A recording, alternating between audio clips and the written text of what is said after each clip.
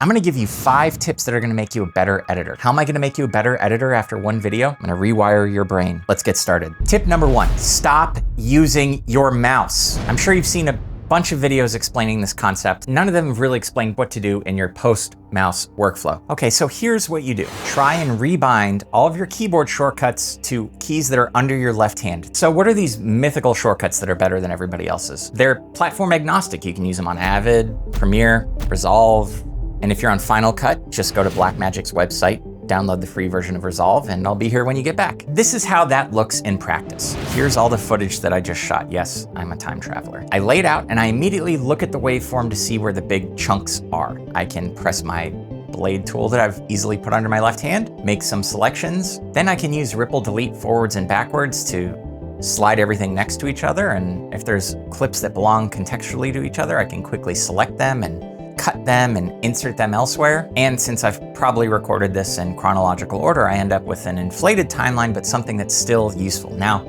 let's watch that footage back. Here's all the footage that I just shot. Yes, I'm a time traveler. I lay it out and I immediately look at the waveform to see where the big chunks are. Works great. Let me explain to you a little bit about these keys. If I want to go to a previous clip or a previous edit, I probably put that under A. If I want to go to the next clip or the next edit, I'll put that under my ring finger. Shift A to be all the way to the front of the timeline, or Shift S to be all the way to the end of the timeline. Then I can select a clip using D. Then I can lift the clip using X. I can insert the clip using V. I can ripple delete forward using R. I can ripple delete backwards using E.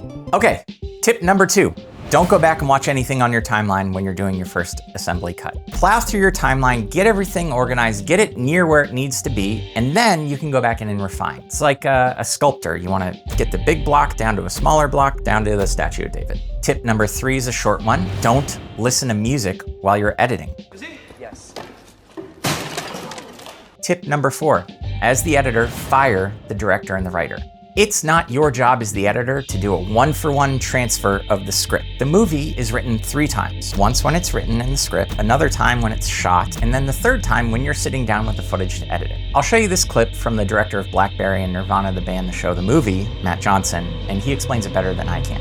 Like the you that wrote the movie is totally different than the you who directs the movie, and that is totally different than the you who edits that movie. Because if you unite those people and it's the same person, your ego will not survive the destructive process of making a movie. You need to be so judgmental of each of those phases that you're able to erase and destroy anything that didn't work constantly. Tip 5, and this is my most important tip, lie. There's a phrase, don't let the truth get in the way of a good story. You're literally telling a story when you're editing. You don't have to create a perfect simulation of reality in your edit. People live in reality. They spend all day in it. They want to escape. You don't have to get the time of day right between shots. You don't have to match what's on the table between shots. If people are hooked and excited and watching, they won't care about the mistakes. In Jurassic Park, one of the best films ever made, the T-Rex emerges from this hole in the fence. Attacks everybody, shoves a car through the hole. And now, through that same hole that the T-Rex just came through, it is like a 150-foot drop. No one cares because it was awesome. Boy, no, I hate being right all the time.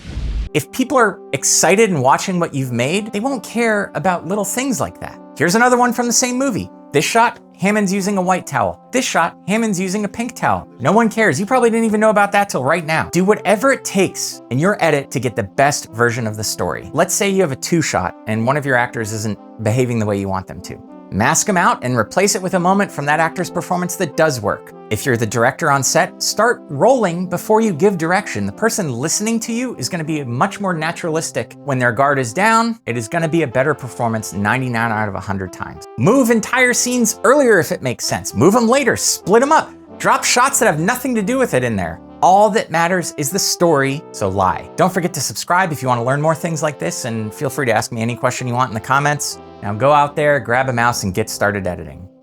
No, don't grab a mouse.